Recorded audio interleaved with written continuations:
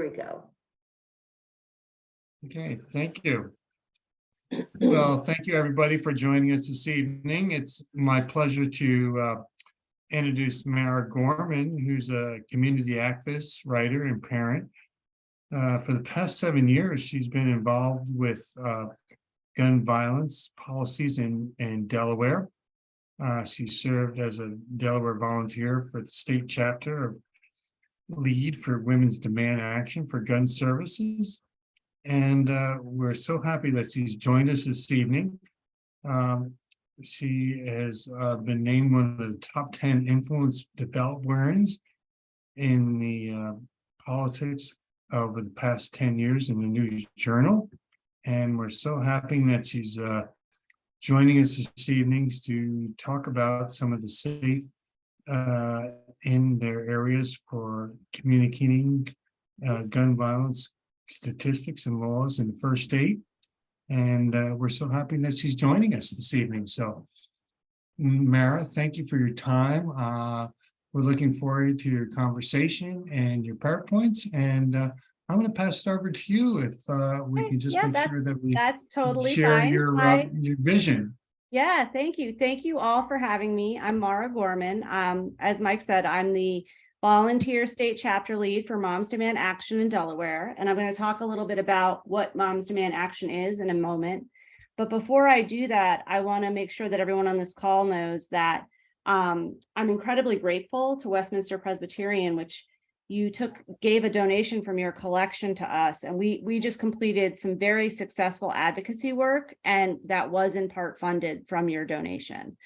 So you have already had a direct impact on the work that we're doing to end gun violence in Delaware. So you can all feel really good about that. And, I'm going to give you some other things that you can do as well, but please know how grateful I am and all our volunteers are for that help, which really, because our budget from the national organization that we work for is really quite small.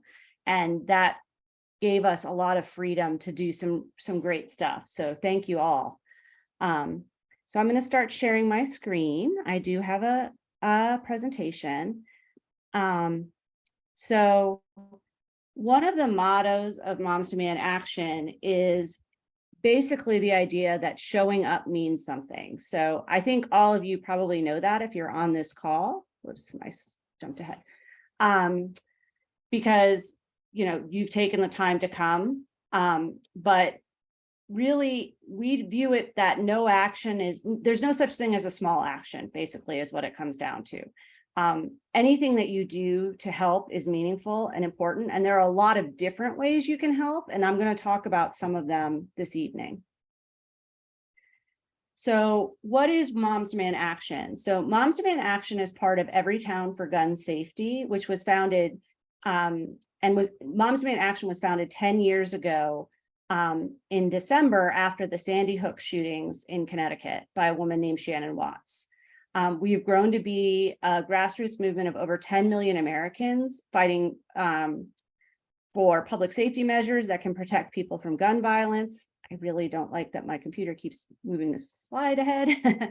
So what do? We work to pass stronger gun laws and to close loopholes that jeopardize the safety of our families. We work with community groups, honestly, like yours. And in Wilmington, we have a number of community partners that we're working with.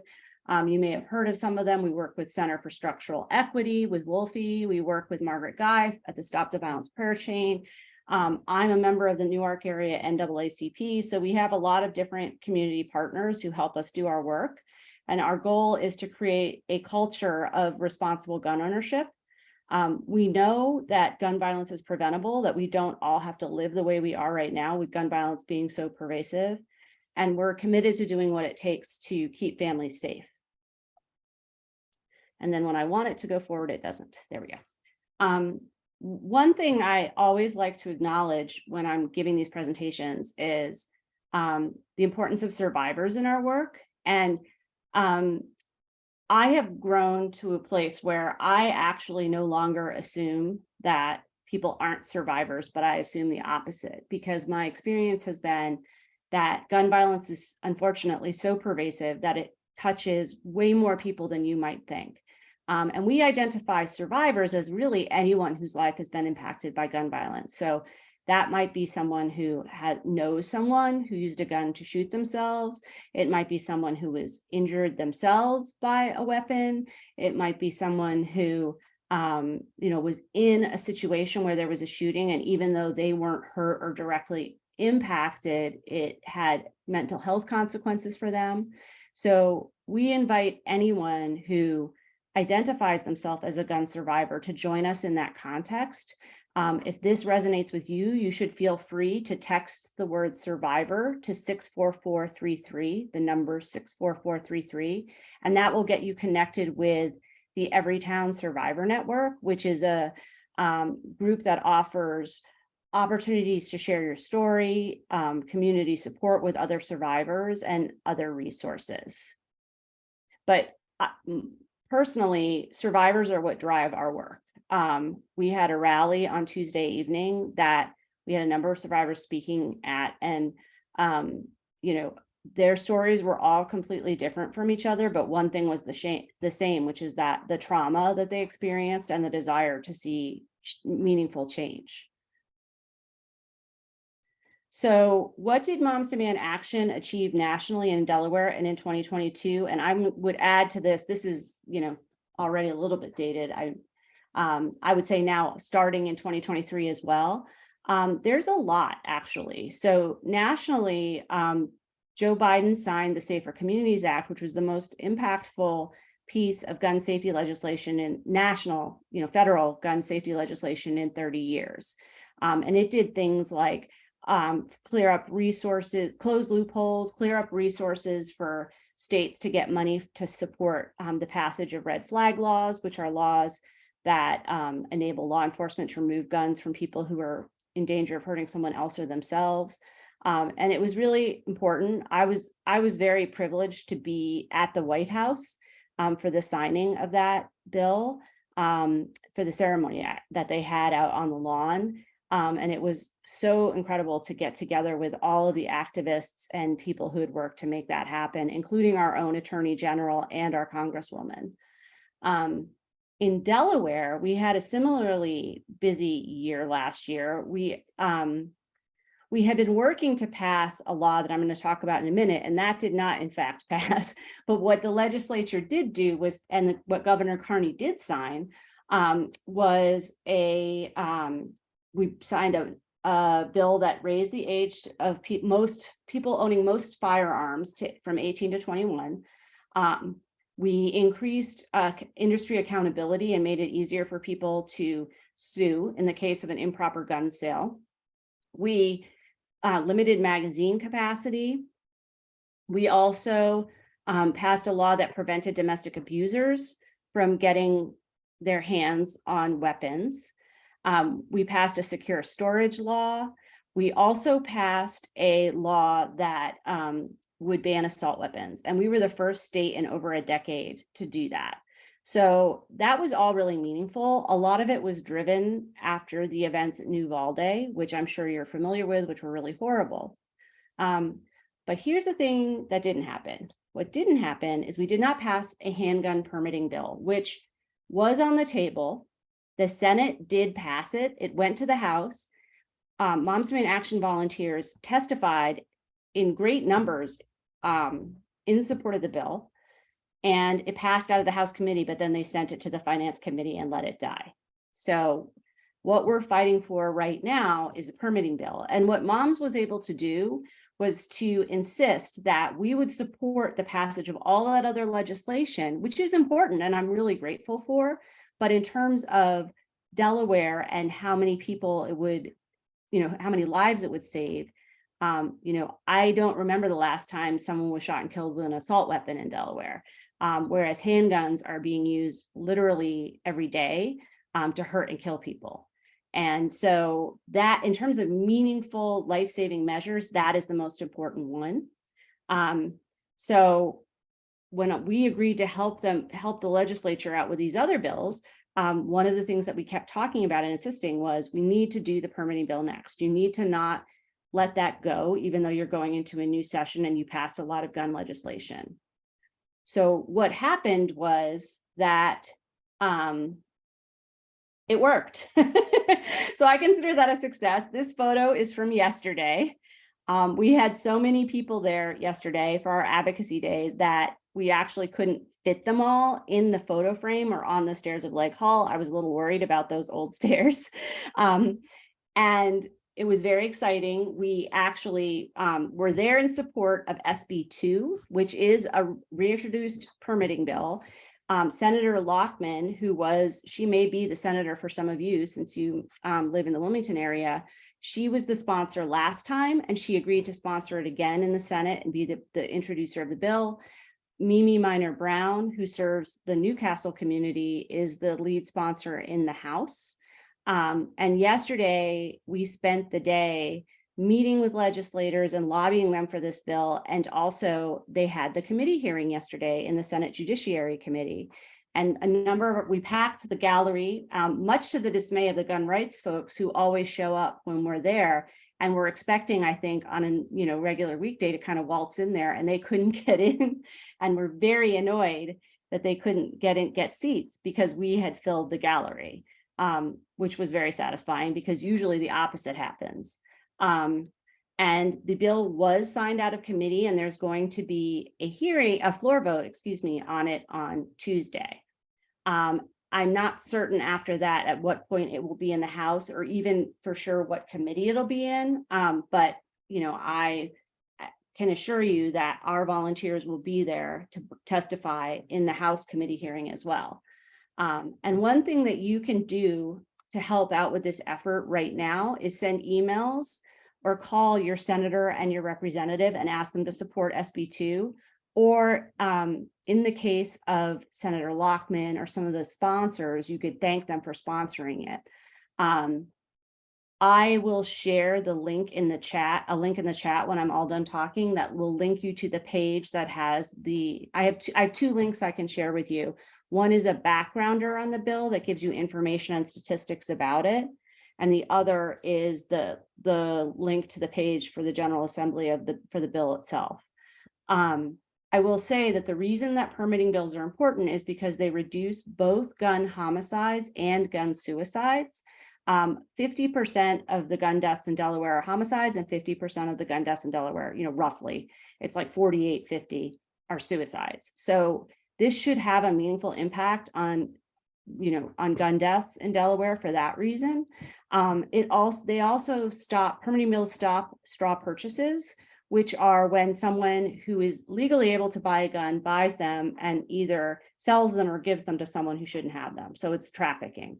And the Attorney General I did a press conference with her and some other legislators yesterday. And she said that most of the guns used in crime in Delaware are Delaware guns. They come from Delaware. So we know that making it just that bit harder for someone who shouldn't have a gun to get one, that it will strengthen, will mean that we'll have less gun crime in Delaware. We have neighboring states that have this legislation. So people are probably coming from New Jersey and Maryland, which have permitting bills, to buy guns here as well. So it also is a way for us to be a good neighbor in the region. I'm going to pivot a little bit here and talk about another program that Moms Demand Action offers, which is called Be Smart. Be Smart, and you'll notice a real change in the color on this slide.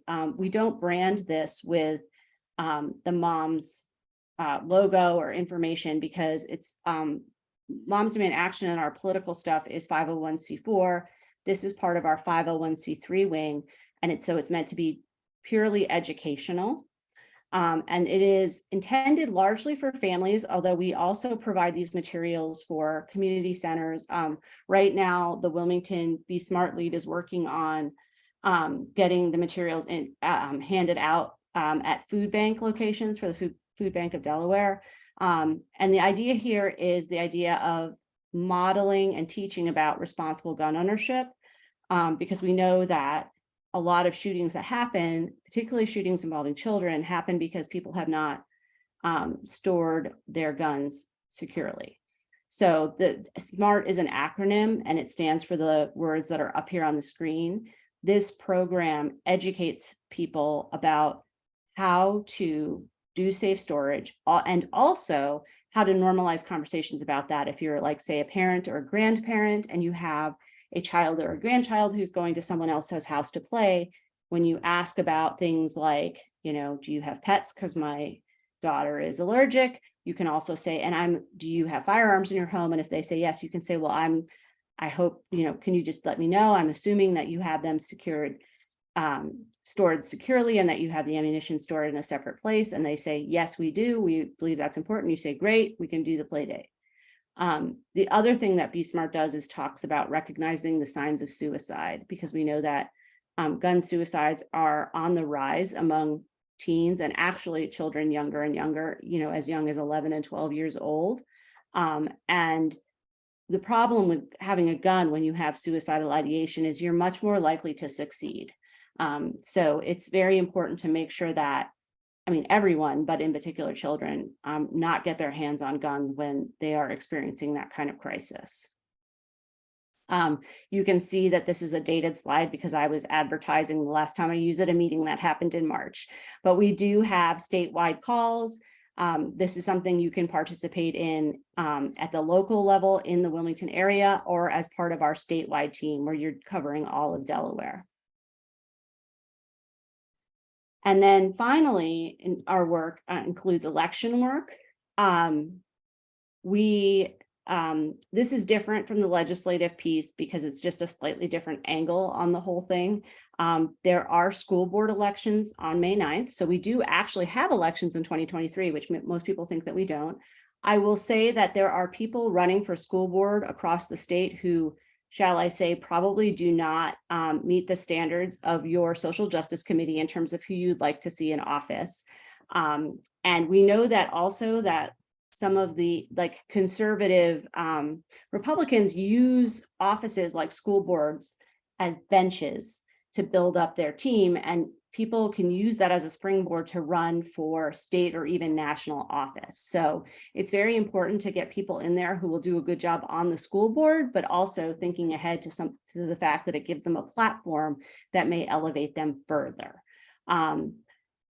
What Moms Demand Action does is we offer what's called a gun sense distinction, and we do this at every level of government. The distinction is not an endorsement. Every Town for Gun Safety also gives endorsement to some candidates, but they do not, with the distinction, you can have multiple people in a primary race, or like say in a school board, like Christina's school district has 4 candidates. If the 4 of them were all wanted it and had those values, they could apply to get it, and they could all potentially have it. The idea is to have as many people as possible who agree to run for office and hold office with gun safety in mind. At the moment in Delaware, we have elected, I'm trying to remember what the number is. We elected our first volunteer last fall, and that was Cindy Romer, who took over John Kowalko's seat. And we have, I think every Democrat who was elected to the legislature, except for like maybe 2 or 3, was a gun sense candidate. Everyone who won a primary in September was a gun sense candidate.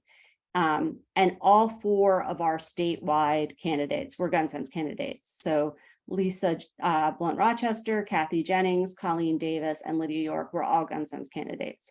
So it's definitely impactful. And Mike had mentioned at the beginning that I recently was honored with the distinction from the News Journal of being one of the top influencers in Delaware for 2023 for politics.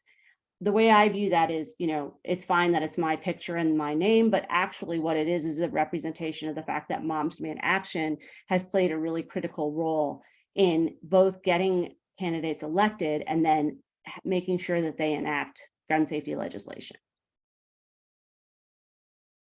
So this is my last slide, and it's just an invitation to you.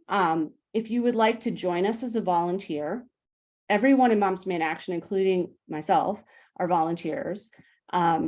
We have 4 local groups. We have one in that we call the Northern Newcastle County Group, which is basically operating in the Wilmington and North Wilmington area.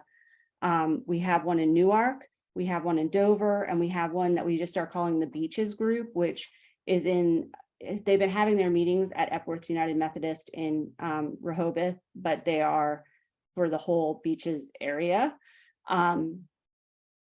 All of these groups have monthly meetings, 9 or 10 times a year. You're welcome to join with the meetings. I periodically have statewide Zoom meetings as well that are informational in nature that would allow you to learn about opportunities for activities that you could participate in. You could join, we have closed Facebook groups for all of those areas, and I'm happy to share with anyone who's interested how you can connect with those groups, what they are called. We also, if you download the Demand Action app, which you just go into the App Store and support and search for Demand Action, that once you sign up with that, it will start showing you events. If you go into the Actions category, which is at the bottom, it'll show you local events that you can sign up for right in the app and join. And if you text the word ACT, A-C-T, to 64433, that's ACT to 64433, you'll be in our database once you've filled out the form. I'm also going to show you the web page where you can sign up. So momsdemandaction.org. If you go there and click on Take Action up in the upper right corner and scroll down where it says Become a Volunteer, you would start the process there. And all that does is get you signed up in our database. So you would start receiving emails from me at Delaware. I think it's Delaware at momschapterleaders.org is my handle. You'll be invited to events and the different things that we're doing both at the state and local level. We will send emails out based on your zip code. So people in Wilmington get invited to stuff that happens around you and not like to things that are happening in Lewis. So that's the bulk of my presentation. I'm very happy to take questions for you.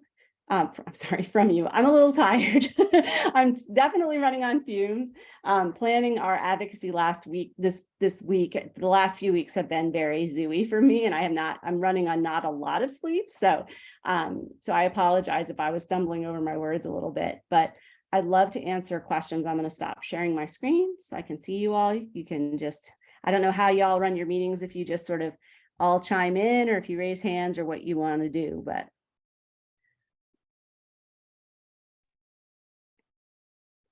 I'll start. Hi, Hi, good to see you. Nice to see you too. So next Thursday, we will be having Dr. Deborah Mason speaking with us. Great. So since we're talking about partners and things, I thought you might talk about how you see the Wilmington Community Public Safety Initiative working in with your efforts. Excellent. That's a great question, Lynn. Thank you. So Dr. Mason, Ann McWalter, who is the lead of some of you may know Ann. She's the lead of the Northern Newcastle County group. She and I have had a meeting with Dr. Mason to talk about how we can partner with her. And we are actually hosting a meeting with, I think it's now we've invited 19 different community groups to this meeting and Dr. Mason at the Hyatt on the riverfront, which, just FYI, if you're trying to pick a chain hotel to stay in, Hyatt has been amazing and is donating the space that we're using. So I have now made a commitment myself to that's a chain I want to support. So we'll be meeting with them and talk. And one of the things that we and Dr. Mason want to do is encourage these groups to, some of them, it would be good if they could consolidate their efforts, because there are some of them that are operating just on their block and they want to fundraise and they want to try to do good. And it's kind of a little challenging for them to have an impact when they don't, they're not going to get anybody to fund them. And Dr. Mason isn't necessarily going to hand over funds from the programming that she's doing unless we can get them to sort of prove, they need to be able to collect data. They need to be able to also show that they're going to have there needs to be an ROI, I guess is what it is. So we're having that meeting so she can meet them all and talk to them about that a little bit. And also we are planning to have an education symposium that we may do more than once at the Wilmington Library in June. That's aimed at helping these groups learn a lot of them don't even know how to use like a Google form to collect data. So I want to show them like, here's how the kind of questions you want to be asking people, and here's how you can use your phone and a Google form and a Google sheet to get that information, and then you can share it with Dr. Mason. So we're like really partnering with her to help these groups kind of learn to do the kind of work in a slightly more, I don't want to say more professional, because I think that sounds condescending, but like in a way that will get them meaningful help. Beyond that, it's a little like, that's our initial step with Dr. Mason. We want to partner with her. We know, particularly Anne knows a lot of these groups because she's been on the ground working with them for 2 years. So, that we're sort of facilitating in that way. We haven't yet figured out how that initiative is going to work in terms of our volunteers, or like what role they'll play, but I'm sure that there's going to be an ongoing relationship because the work that we're doing in Wilmington is very closely aligned with what she wants to do. And you had mentioned Wolfie's group, the Delaware Center for Structural Equity, but there were 2 other groups in addition to that one that are already being funded by the sources that Deborah is overseeing and things, and that includes Network Connect and DAP. Are you also partnering with those 2 groups? Yeah, I mean, definitely. We work with them already. We already were. So whatever they're doing, when they have the way it tends to work with like Network Connect presented at the last Northern Newcastle County meeting that I was at, which wasn't, I missed the one for April. I think they presented at the March one. And they already know how to do what I'm talking about with the, going out in the neighborhoods and using their phones. And I think that Wolfie's group does as well. So basically with them, what we do is support them in the sense of if they know that at any point they can reach out to us and ask us for help if they need it. We've actually helped Wolfie to also apply for some funding from other sources. Every town has a grant program. And I've nominated him several times. They haven't gotten it yet, but I'm hopeful this year that they might. So it's sort of an ongoing conversation, and they come to our local group meetings, people from both organizations, and participate. So they're involved, like when we're doing, we'll do events in Wilmington, tabling, if they have events, we'll help not sponsor them necessarily, but we'll bring volunteers, we'll bring our materials. And also like if they're doing like a food drive or like at back to school time, we always end up getting a bunch of like backpacks and stuff, and we support them that way as well. So if you join the Wilmington group, you'll definitely have opportunities to work with and meet the people who are working in those organizations. That for me has been the really wonderful thing, is that I feel like I've gotten to know some of them.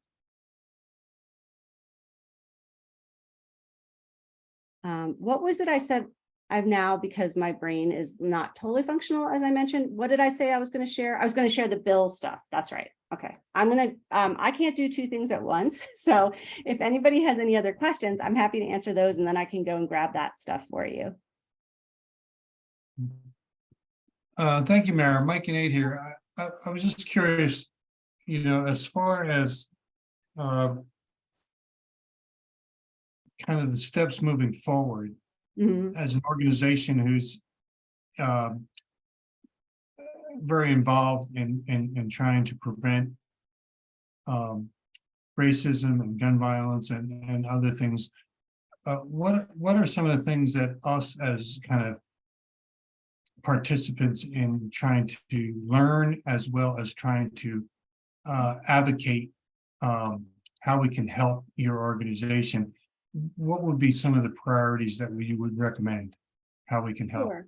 Well, we're always looking, so like there's a couple of different ways. Thank you for asking that question. I mean, you've already done one of the ways, which is to help give us money. So that I don't want to overlook or diminish the significance of that impact, because like I said, it helped already, and it's going to continue to help throughout the year. It was a very generous donation.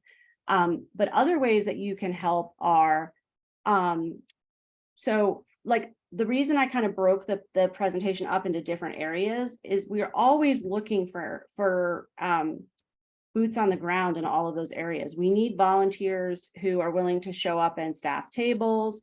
We need volunteers at election time. We need them to go out and canvass or phone bank. Like, I know that our gun sense candidates and Christina have phone banks this weekend to call people and just do get out the vote. You know, going to our local group meetings and finding something to sign up for, or using the app to do that, is one of the biggest ways you can help. And the fact that we have like different kinds of opportunities, like some people really love the legislative piece or the elections piece, whereas other people find the Be Smart, where you're really doing the education piece, to be their happy home. So I encourage people to sort of think about that. And if you download the app or get on our email list, you'll see what some of the opportunities are and you can choose. But quite honestly, what we need, as every organization like us does, is people, right? We need people to show up. Eventually, I mean, what we also really need is people willing to take on leadership roles. That has been increasingly challenging, especially since the pandemic. We definitely lost. We used to have a group in Middletown, for example, and we no longer do, because like that group just kind of vanished. So, you know, joining our events and participating is really, that is supporting moms and helping us to grow, so that next year, the picture, we have to be outside because we can't even get near to fitting on the staircase at Legislative Hall. So I think the order of the hands was Lynn first, and then is it Norm, I think, was second. Sure. So I was just going to do a quick plug for canvassing with moms. I've canvassed on a lot of different issues and on different people's political campaigns. And the one time that I canvassed for moms was the most fun and rewarding of all the canvassing I've done. It was a really good list that had been developed. We were well prepared with the message that we were delivering, which in the case of where I was going, it was you know, a Democratic candidate who was not supporting the gun sense legislation. And every door where someone answered, they didn't know that they're, you know, this was a legislator. They're like, oh yeah, I know him. He's great. I'm like, well, did you know he's not supporting this? They're like, no. Oh, I'll call him right away. You know, it was just those kind of conversations. And it was just such a rewarding experience to be out canvassing on that issue with such a great list. Thank you, Lynn. I love to hear that, because we do try to be really careful about that. I'm a big believer in educating. Like, when you sign up to do something with us, my hope is that you know why you're doing it and what you're supposed to do. Like, you're not going to just show up and we're going to be like, just do this. Like, you know, it's explicit. Go ahead, Norm. Well, while my wife had a boring time at the dentist, I went over to Legislative Hall yesterday. I walked inside and I was surrounded by a sea of red. I'm very happy I could go up into the gallery and take a seat of someone who wanted to be there, and we didn't want him there in the first place. Yeah. But my senator is pretty much, I expected he really voted to get it out of the committee, and he supported Senator Huxtable. He's the senator down here. But I wonder how my representative, who's the Speaker of the House, Schwarzkopf, what his position was. I got an idea, but. So I can actually address both of those a little bit. So so the Senator Huxtable hasn't had a chance to vote on it yet, because it was only, so yesterday the hearing was the Judiciary Committee. So it was just to get it signed out of committee. The floor vote, for which he will have the opportunity to vote, will be Tuesday. Good. We did have a group of volunteers who met with Senator Huxtable from our Beaches group yesterday, and he did say he supports the bill. I would recommend very highly that you and anyone who lives near you that you think is like-minded, if you support that bill, and tell them to reach out to Representative Schwarzkopf. I think we're good this time, but he has been one of the people who has been problematic. We actually canvassed in his district last year. I got frustrated and we didn't do a lobby day last year because I was tired of talking about it and having the legislators push us off. So instead of doing our advocacy that way, last year we actually canvassed in the districts of the House leadership and in some of the recalcitrant House members. And Speaker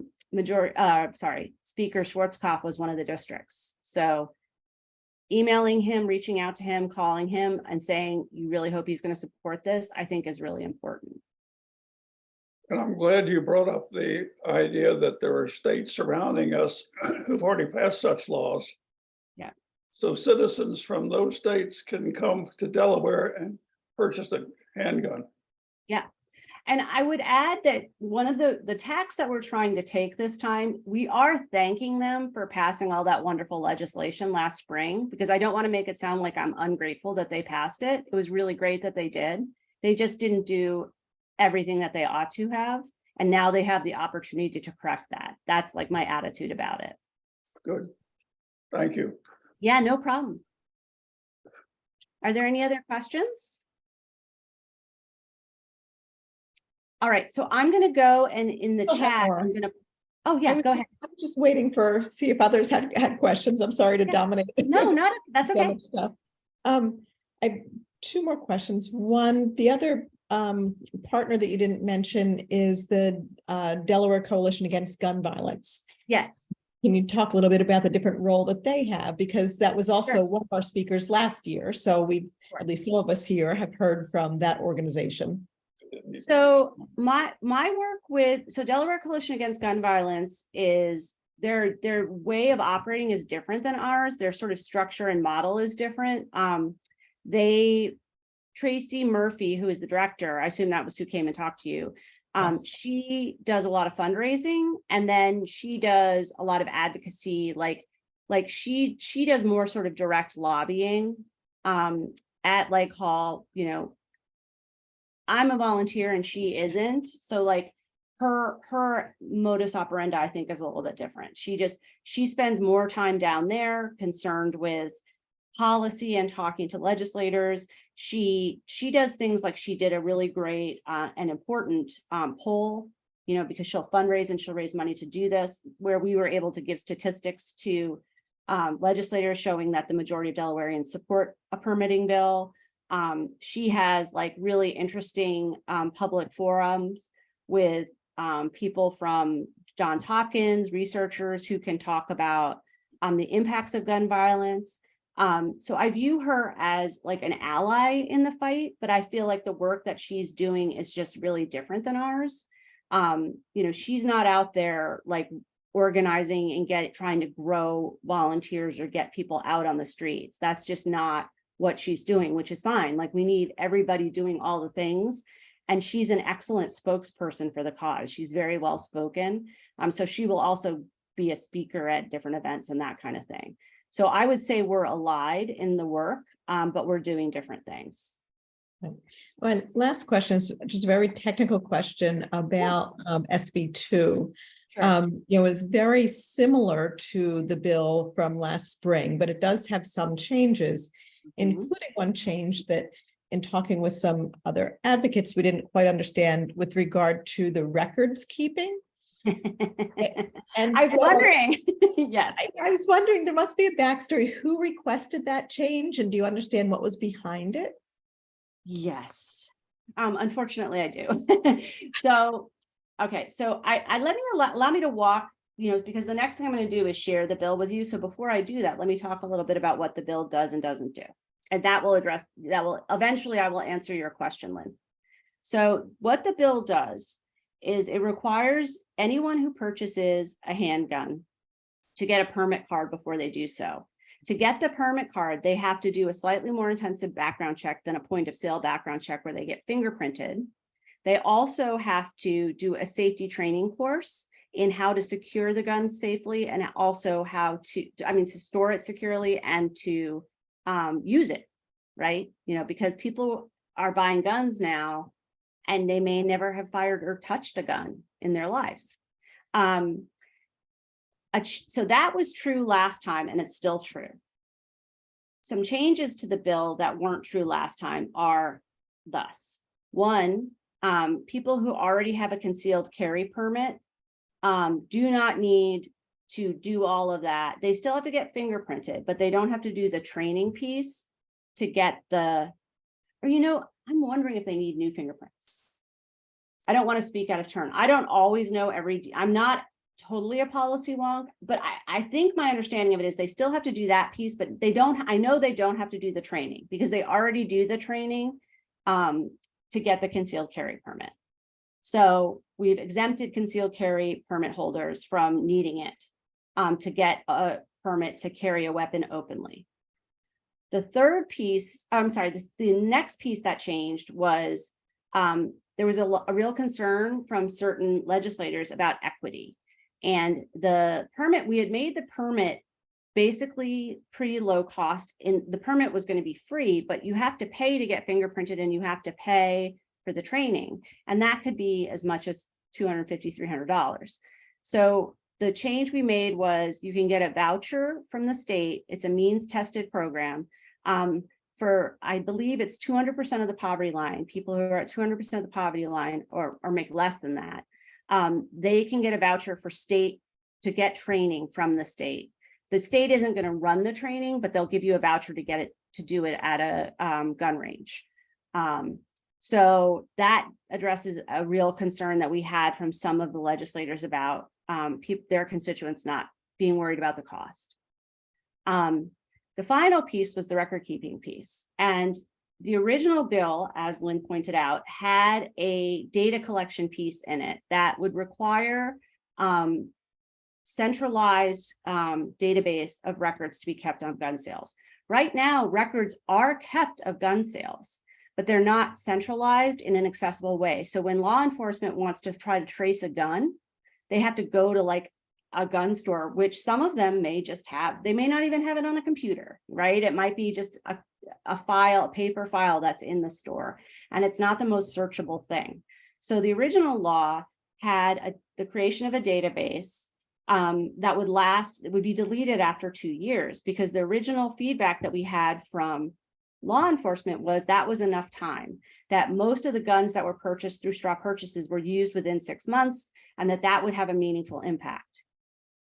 That was a sticking point, and I don't really want to speak to specific legislators, but I will say a broad hint is that one of them has been discussed already on this call. So I think you can probably figure out who it was, given that the bill failed in the House.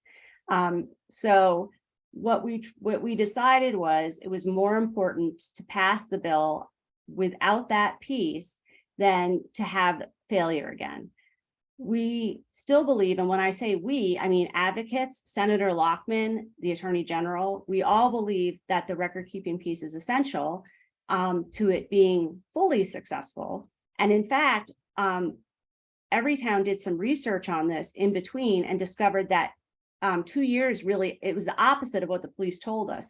The best thing to do would be to create a database that lasted into perpetuity, to not put a time limitation on it.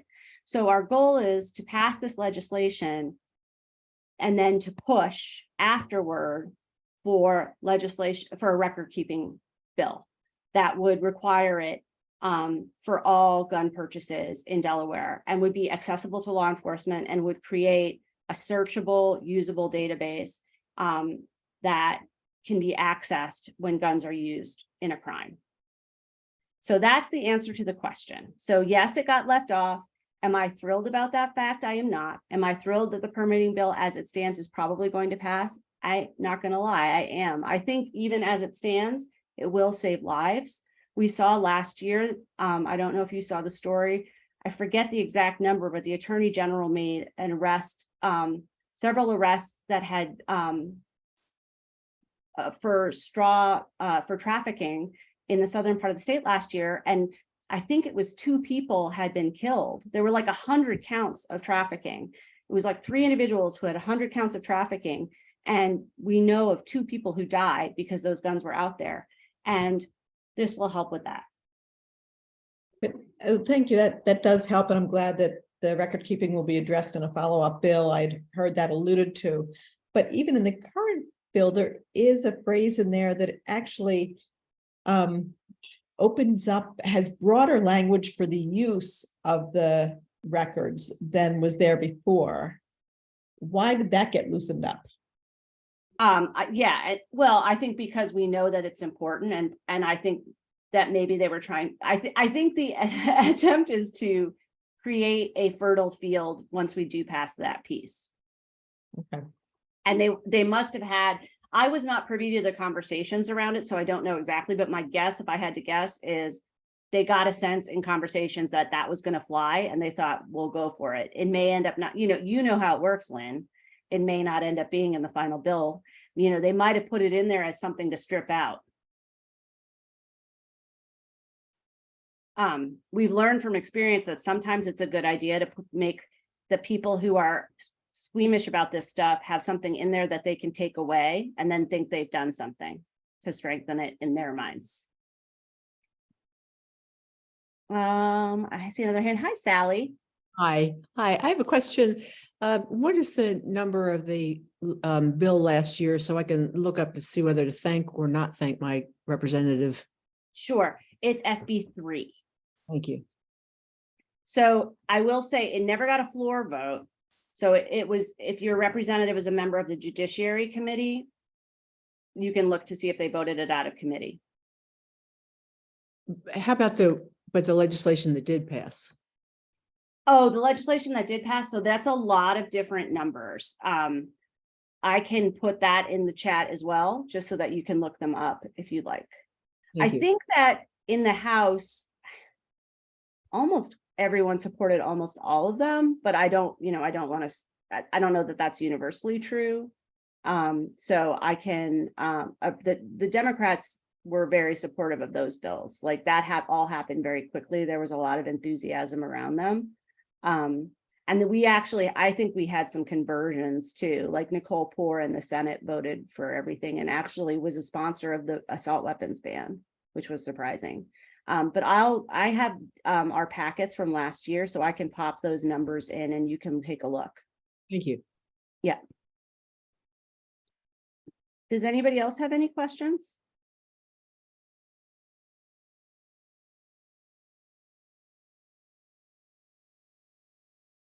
You all ask good questions. It's a great group. So I'm going to share the information that I promised, and then I'm going to put my email address in there, and you should feel free, and also I'll put my phone number. Please reach out to me if you have any questions or ways that you'd like to get involved, or if you want to get connected with some of our other leads. I'm here to help. I'm thrilled to have anyone who's interested in joining us, even just to come to a meeting and see what it's all about. I do think that we have managed to have an impact in Delaware. And honestly, we're going to, the next thing I have my eyes on, just to tantalize you a little bit, is Leobor reform, which we're also supportive of. And once we get this permitting bill passed, in addition to working on the record keeping piece, I think that's going to be the next thing we're probably going to be turning our attention to, which I'm sure is of interest to this group. Absolutely. This is going to be a little far out there, but one of the things that our Peace and Justice Work Group is also focused on is trying to create space for more civil discourse on tough topics with people who have very different views than us. Yeah. And to that end, the last session, I was down in Legislative Hall with you guys one of the days when they were doing the big votes on the gun sense laws. And I ended up striking up a conversation with a woman there who had, an NRA t-shirt on. And it led, the one thing we had in common was that we both thought that there needed to be more conversation on the topic from people with different thoughts. And we actually agreed and then followed up and met for dinner down in Smyrna the following week and, got to talk more. And we had said we would try to possibly follow up and pull in folks. Neither one of us were real policy people on, this stuff, and said, well, maybe we'd bring someone from, that knew more, whether it was from Moms or Delaware Coalition Against Gun Violence. I'd bring into the conversation, she'd bring folks in, and then neither one of us really followed it up. Would Moms Demand Action have any interest in participating in a conversation like that? Or are you guys just like, we don't have time for that, we know it doesn't get us anywhere? Well, we probably depend on when you did it. Yeah, but it would probably depend on when you did it. Like right now, I wouldn't want to do it because we're really focused on what we're doing, and we're rubbing up against each other. in uncomfortable ways. I had to stand in the hall with some of them yesterday, and they basically very loudly were calling me morally corrupt, crazy. They said I was crazy. They said I was mentally ill. It's not fun to be in that environment. And I think people are pretty sensitive after having to be around that, and probably from their side too, frankly. Although I had very strict instructions to all of our volunteers not to not interact with them, but to not respond when they were baiting us. But assuming that you're talking about someone who isn't quite that far along the spectrum of their beliefs, I would say yes. I mean, I am always interested in civil conversations and meaningful conversations. One thing that struck me when I've listened to them testify is always, particularly the women, we always start in a place and they'll start telling a story. And I'm always like, oh, it's like when I hear from the survivors, a lot of them are survivors and they're traumatized, and they'll start talking. And I'm like, my instinct will kick in around that because I do a lot of listening, and they'll get to a certain point in the story and they, where I would go this way, they're going that way. Like it's like we have the same shared story. And then the conclusions that we draw, or the educational piece, is the opposite. And I won't tell you that I know what to do about that, but that is true. So I think that does illustrate that there are commonalities. I think it would just have to be kind of a carefully vetted list, because there are certain, it wouldn't be that they can just show up with whoever they want, because there are people who are mean and threatening to our volunteers. I hope that none of my volunteers ever respond in kind, but they do say bad things, and it can be scary for people. And we have a population of volunteers who are, some of them are traumatized. So it would have to be kind of a carefully calibrated event and carefully selected participants on both sides. But I don't, and we could potentially bring in, we have volunteers who are veterans and volunteers who are gun owners. So, I would definitely want to bring some of them to the table to show, we're not trying to take away your guns. We're just trying to keep everybody safe. Well, since she was interested in civil conversation, I think she would be doing the vetting on her side to ensure that that's what would happen as well. But I'll wait till, you think it's a better time. Why don't you reach out to me when you think the time might be right to pursue a conversation like that? Yeah, because also they're going to be really mad at us when the bill passes. Yep. They were mad yesterday when they showed up and there were so many of us there. Their go-to when that happens is, well, you're not from Delaware.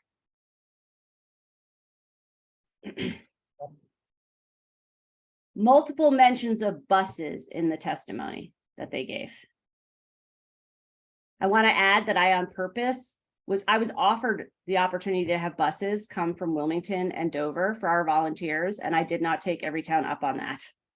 Because they always say that we're bussed in, and I'm like, if we do that, then that will literally be true. So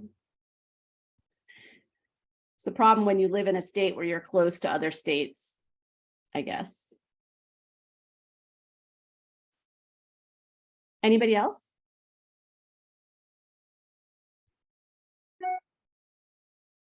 Not a question, but my son called me tonight to tell me that his children's lab school at the University of Florida was put on lockdown for a shooter threat. Somebody had called the police and the school to say that somebody was going to come in and shoot. And it was a hoax, but tell that to a dad of a 10 and an 8-year-old whose kids are in the school. Yeah. I'm really sorry that happened. And, Florida, unfortunately, is a state that has very loose gun laws. And actually, the governor there is only interested in loosening them further. And I can't imagine how terrifying it must have been for him, given the context there. At least living here, I know when that happens that we have some pretty good gun laws in place that do help. But I can't imagine living in a place where that wouldn't be the case. So I'm very sympathetic.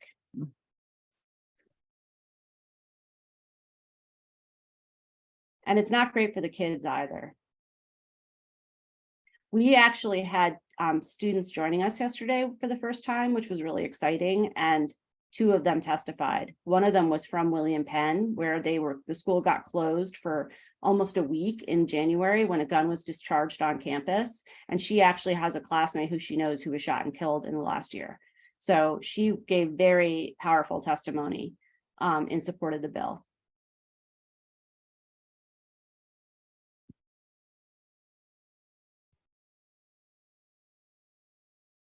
All right, so Sue, do you want to jump in the driver's seat and I'm going to go and off hunting and putting stuff in the chat? Does that make sense? Sure, that would be fine. That would be Okay. fine, Mara, thanks. I'd just like to do a little bit of wrap up at this point. I think we all have at the top of our list to call our state senator and representative and urge their support of Senate Bill 2. Mara has suggested that we download the Demand Action app and pay attention to opportunities that may arise. Not all of us want to do all the same things, all the same ways, but where we find something that connects with our interest and our desire, it's wonderful to have sort of a roadmap offered by the app to make it easy for us to take some action. I will comment that the donation that Mara references from Westminster came from the Urban Mission decision to allocate a portion of last year's Christmas Eve offering to Moms Demand Action. So we're very grateful to the Urban Mission Committee for having made that decision that was approved by session, and grateful to be able to support your organization's work. And then you will find in the Weekly Word this week and next week a very strong plea to vote in the upcoming school board elections on May 9th. There is a link that takes you to a website, ivote.org. You put in your address and it brings up the candidates running for school board. And there's a little box there that says, show their answers.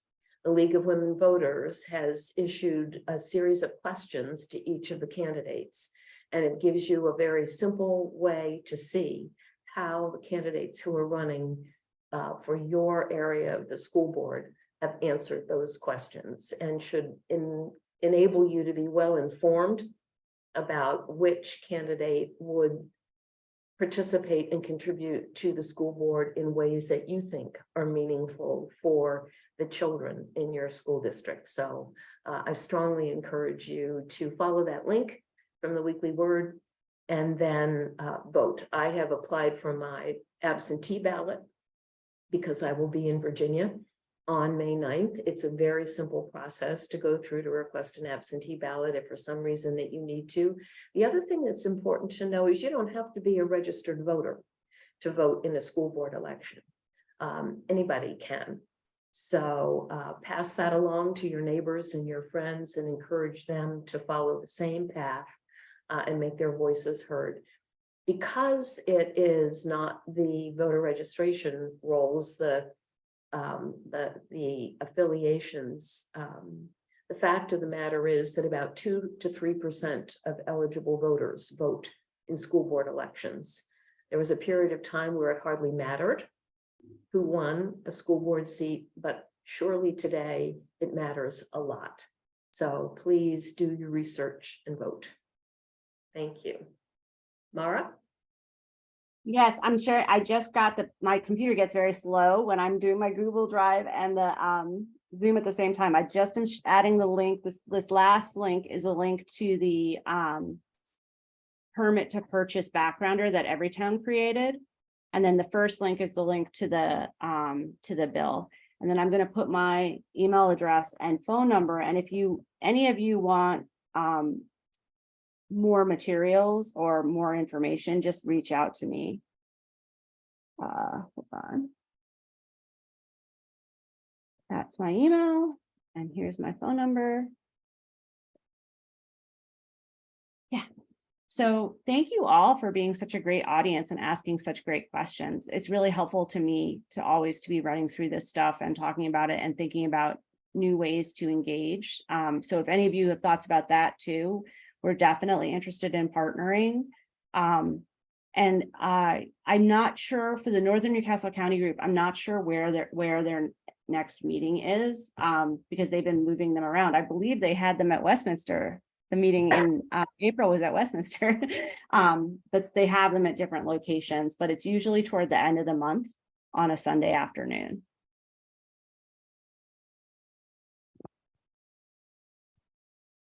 All right, any closing words? We're very grateful you were here, Mara. We hope you can now go, put your feet up, have a glass of wine, relax, get ready for next week. And Yes, no, I thank just want to say how very grateful I am for your community, for the fact that you're engaged in this work. And also, you know, I love being in a room, whether it be a real room or a virtual room with like-minded people. So that is a huge pleasure for me. And, you know, I hope to be able, the next time I'm talking to you, you know, that we've got the permitting bill passed and we are all working together to get this, crack this police transparency nut.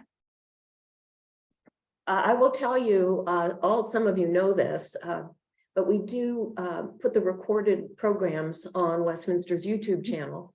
And we had a speaker a few weeks ago on the need for transparency in police misconduct records. And as of my last view, there have been 434 views of the recording of that program. So even though we had 25 or 30 people online that Thursday night, hundreds of people have logged on to view that program. And so we are grateful for the opportunity to share the information broadly, not just to people who are able to be here on a Thursday evening. But thank you particularly to those of you who are here. And we look forward to seeing you next week when Dr. Deborah Mason will be speaking. That should be an excellent program.